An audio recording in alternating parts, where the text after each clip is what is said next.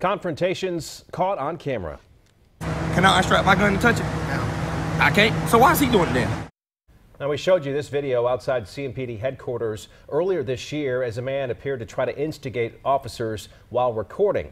Now, these days, officers are often being recorded in the middle of a tense encounter and not just by their own cameras. Channel 9's South Carolina Bureau reporter Greg Suskin was there today as hundreds of officers were trained on the best way to handle themselves in similar situations. Can I unstrap my gun and touch it? The man posting this video on YouTube showed up armed outside CMPD headquarters in January, challenging officers by saying he had the right to carry a gun on the property. He came back in March doing the same thing and was charged with violating a city ordinance which bans weapons on city property. This week, hundreds of law enforcement officers are in Tega Cay hearing from an expert about people calling themselves First Amendment auditors. They confront police with cameras, appearing to try to get them to react.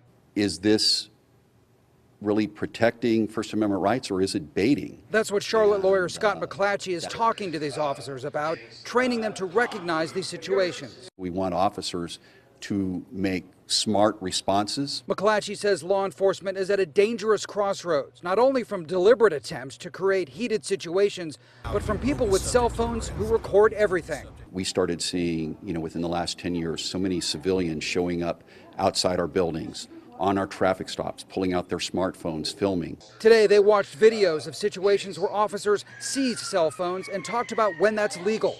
A Rock Hill officer told me it's okay if people record him as long as they aren't too close. If we got enough space to operate, I'm good to go. They're free to record. We don't ever address them.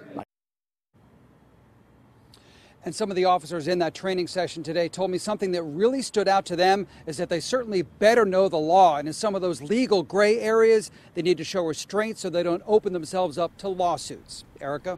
And Greg, when talking about those gray areas, give an example maybe of when an officer might struggle over how to react to one of those situations.